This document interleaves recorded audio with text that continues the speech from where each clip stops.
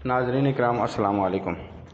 کہا جاتا ہے کہ طاقت کو کبھی شکست کا سامنا نہیں کرنا پڑتا، جو طاقت سے ٹکراتا ہے پاش پاش ہو جاتا ہے۔ ملک میں سیاہ و سفید کے فیصلے طاقت کی مرضی سے ہوتے ہیں، مگر عہدے اور ادارے کی طاقت ہمیشہ عوامی طاقت کے سامنے بے بس ہو جاتی ہے۔ ایسی ہی ہر سال جب بھی دسمبر آتا ہے ایک اداسی کی فضا ہر سو چھا جاتی ہے۔ یہ مہینہ کبھی اپنے پیارے وطن کے لیے اچھا ثابت نہ ہو، یہ مہینہ ہمیں 100 عنصر رلاتا ہے۔ اس مہینے ہمارا ملک دو لخت ہوا اور اسی ماہ ہمارے لخت جگر خون میں نہلائے گئے۔ دونوں واقعات میں ہمارے دشمنوں نے ہم پر کاری ضرب لگائی اور ہمیں اود موا کر دیا۔ ہم کو سب کے سامنے شرمندگی ہوئی، نہ ہم اپنے وطن عزیز اور نہ ہی اپنے بچوں کو بچا سکے۔ دسمبر سے جڑی دو بڑی یادیں وابستہ ہو گئی ہیں۔ 16 دسمبر کو پہلے ہم سقوط ڈھاکہ کی وجہ سے یاد رکھتے ہیں، لیکن پھر ایک ایسی ہی دن پشاور کے آرمی پبلک سکول میں ہمارے ملک کی ننھی منھی قوموں کو مسل دیا گیا، انہیں خون میں نہلا دیا گیا، ہمارے مستقبل پر گہرے گھاؤ لگایا گیا۔ سقوط ڈھاکہ پاکستان کی تاریخ کا وہ سیاہ ترین دن اور رستہ خون ہے جو شاید کبھی نہ بھر پائے گا۔ بلا شبہ اس دن کا سورج ہمیں شرمندگی اور پچھتاوے کا احساس دلاتے ہوئے نمودار ہوتا ہے اور تاریخ سے سبق حاصل کرنے کی تلقین کرتا نظر آتا ہے۔ بھارت کی مداخلت کے بغیر پاکستان دو لخت نہیں ہو سکتا تھا، لیکن بھارت کی مداخلت کے لیے سازگار حالات ہمارے حکمرانوں نے خود پیدا کیے۔ ہم نے عوام کی اکثریت کے فیصلے کو ماننے سے انکار کیا اور پھر اس کا نتیجہ بھی دیکھ لیا۔ عوام کے مینڈیٹ کا احترام نہ کرنے کا اس سے بڑھ کر اور کیا خراب نتیجہ ہو سکتا ہے۔ مشرقی پاکستان کی آبادی جو ملک کی مجموعی آبادی کا 54% تھی، میں اس احساس محرونی نے جنم لیا کہ وسائل کی تقسیم میں ان سے ناانصافی اور معاشی استحصال کیا جا رہا ہے، جو کسی حد تک درست بھی تھا۔ دنیا کی کوئی بھی فوج اپنی ہی عوام سے کبھی جنگ نہیں جیت سکتی، یہی کچھ مشرقی پاکستان میں ہوا ہے۔ سقوط ڈھاکہ یہ سبق دیتا ہے کہ عدم مفاہمت اور دوسرے کے مینڈیٹ کا احترام نہ کرنا ملک کو دو لخت کرنے کا سبب بنتا ہے۔ پاکستان کی تاریخ کے اس سیاہ باب کو کبھی فراموش نہیں کیا جا سکتا۔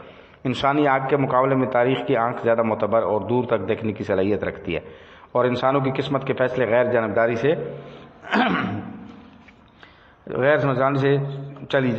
صفاتی چلی جاتی ہے۔ ایک فیصلہ اس نے 16 دسمبر 1971 کو سنایا اور پاکستان دو لخت ہو گیا تھا۔ دکھ یہ کہ ہم جہاں حوادث سے بیگانہ وار گزرتے گئے اور یہ سراغ لگانے کی کوئی سنجیدہ کوشش نہیں کی کہ 20ویں صدی کے آخری اشروں میں ہم ذلت آمیز شکست تاریخ سے دوچار کیوں ہوئے، اور اس انہونی کو ہمارے مستقبل پر کیا کیا اثرات مرتب ہو سکتے ہیں۔ ایک صحت مند قوم اپنے ایک ایک عضو کی حفاظت کرتی اور ایک ایک چپے کو جان سے عزیز رکھتی ہے۔ لہٰذا اس تجربے سے یہ سبق سیکھا جا سکتا ہے کہ قومی شہرازہ بندی میں آئین سب سے اہم کردار ادا کرتا ہے۔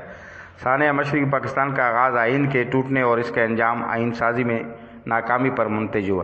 محمد علی جناح رحمۃ اللہ علیہ ایک ایسا نام کہ جس کا تصور کریں تو دل و نگاہ کے سامنے انسانی عظمت اور وقار کا پیکر آ جاتا ہے، جس نے تمام عمر اعلیٰ اخلاقی اقدار، اصول پسندی، قانون کی حکمرانی، انسانیت کی سربلندی، معاشی و سیاسی آزادی، سماجی برابری، عدل، منطقی استدلال کی صرف بات نہیں کی، عملی طور پر مظاہرہ بھی کیا۔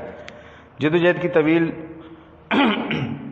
عمریں اقدار اور قانون کے راستے سے ہٹ کر چلنے کا ایک بھی واقعہ نہیں ملتا، بلکہ ان کا ہر عمل اور تقریر ایک مثال ہے۔ قائد اعظم رحمۃ اللہ کی یوم ولادت پر انہیں ہر سال بھرپور طریقے سے یاد بھی کیا جاتا ہے اور خراج تحسین بھی پیش کیا جاتا ہے۔ اگر قائد رحمۃ اللہ علیہ کی سوچ اور اقبال رحمۃ اللہ کی فکر ہماری رہنما ہو تو ہم پہاڑوں کی چوٹی اور سمندروں کی گہرائیوں تک جا سکتے ہیں۔ رہنما کے بغیر انسان کی حیثیت کشتی میں بغیر ملاح کسی ہوتی ہے۔ پانی کا بہاؤ جہاں اسے لیے جاتا ہے وہ ادھر جانے پر مجبور ہوتا ہے، کیونکہ کشتی چلانے والا رستوں سے باخبر ہوتا ہے، اسے مشکلات پر قابو پانے ماہیدار سے بچنے کے گر معلوم ہوتے ہیں۔ پاکستانی قوم کی اخلاقی، سماجی، سیاسی اور معاشرتی بدحالی کا سبب ہی یہ رہا ہے کہ ابھی ملک اپنے پاؤں پر کھڑا بھی نہیں ہو پایا تھا کہ قائد رحمۃ اللہ کو اگلی منزل کی طرف بلا لیا گیا۔ اس کے بعد اکثریت نے مفادات کو مقصد حیات قرار دے کر شارٹ کٹ تلاش کرنے شروع کر دیے۔ ملکی اور قومی معاملات، مسائل اور ترقی پس پشت رہ گئے اور مسند حکومت کے لیے مذہبی، لسانی اور فرقہ واریت پر مبنی گروپوں کی تشکیل دی جانے لگی۔ آج کے پاکستان کو قائد کا پاکستان بنانے کے لیے پہلے تقسیم کا سلسلہ ختم کرنا ہوگا، کیونکہ ہمیں الجھانے والوں نے اپنا محاسبہ کرنے کی طرف راغب ہی نہیں ہونے دیا۔ ہمارا حال تو کشتی کے مسافروں جیسا ہے جس میں ملاح کی سیٹ ہی ختم کر دی گئی ہے۔ ریموٹ کنٹرول سسٹم میں عوام کی رائے، فکر اور احتساب 6 معنی دار ہے۔ وما علینا الا البلاغ۔